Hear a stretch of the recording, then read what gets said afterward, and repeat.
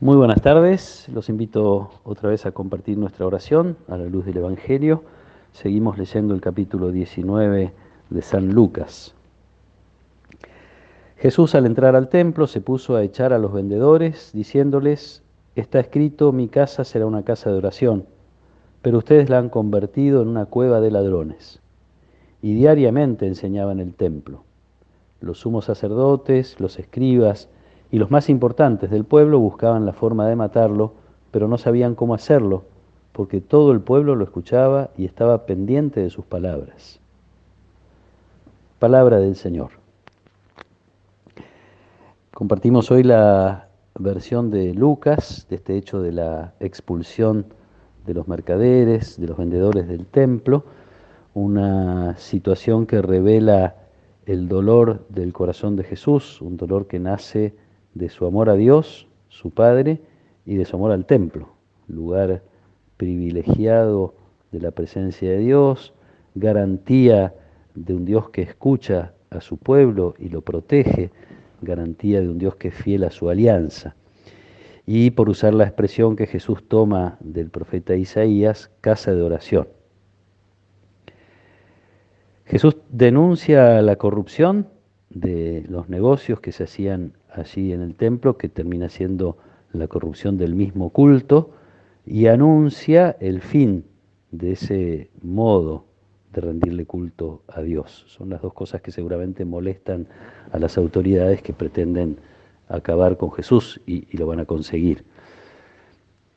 Es el fin de ese modo, no solo porque ya no se ofrecerán sacrificios de animales,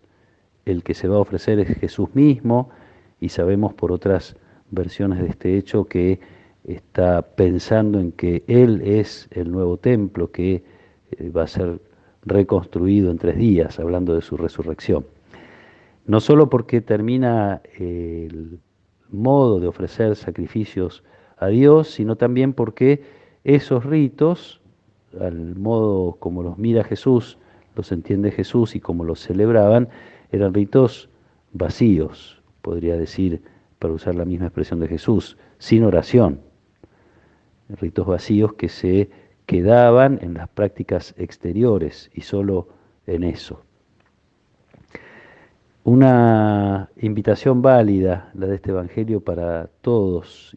los tiempos, para todos los lugares, volver a reconocer que la consistencia de nuestros actos de culto,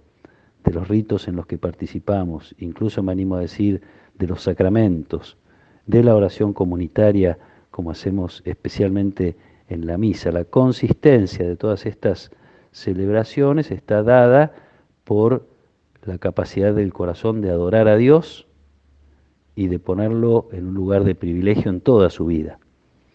Podría decir que la fe se juega más cuando no estamos en misa, se juega más en las decisiones cotidianas, en el modo como vivimos nuestra relación con Dios y nuestra relación con los demás. En un diálogo que tiene Jesús con una mujer samaritana, cuando le va a pedir agua en el pozo, ella pregunta dónde se rinde culto a Dios, pues los samaritanos tenían también su templo, entonces Jerusalén o Samaria. Y Jesús le responde que llega la hora en la que a Dios se le rinde culto en espíritu y en verdad. Esto es el culto que no está rodeado de ritos, de signos necesariamente sagrados o religiosos en el sentido estricto de la palabra, sino el culto que se le rinde a Dios en las actitudes cotidianas, en las decisiones cotidianas, en el modo como vivimos nuestra relación con Él y con los demás. Este pasaje me hace recordar muchas veces a Santa Teresa, que es la gran reformadora de la vida contemplativa del Carmelo, de las carmelitas descalzas, y en una oportunidad les dice a sus monjas que se verifica la veracidad de la oración en el trato cotidiano que tienen entre ellas. Si, por decirlo al revés, si una persona reza mucho y no sabe tratar bien a los demás y no tiene caridad con los demás, entonces hay algo que no está funcionando como debe ser. Es lindo ver cómo al final del Evangelio, a pesar de la persecución de las autoridades religiosas, la gente escucha ansiosa la palabra de Jesús, quiere escucharlo, y lo escucha con atención. Esto que nosotros intentamos hacer todos los días.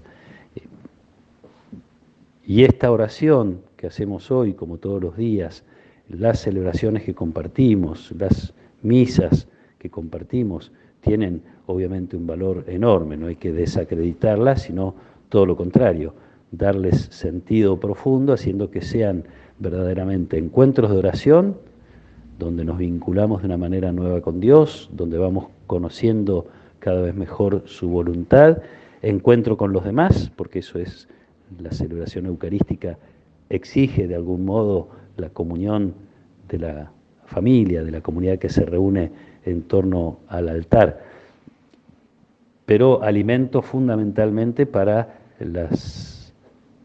concreciones de nuestra vida de fe en lo cotidiano, que como volver una y otra vez sobre esta realidad. Uno podría decir, no es más religiosa necesariamente la persona que va a muchas misas o que reza muchos rosarios, no necesariamente es más religiosa si eso no se traduce en una vida de fe encarnada y en una vida de mejores vínculos con Dios y mejores vínculos con los demás.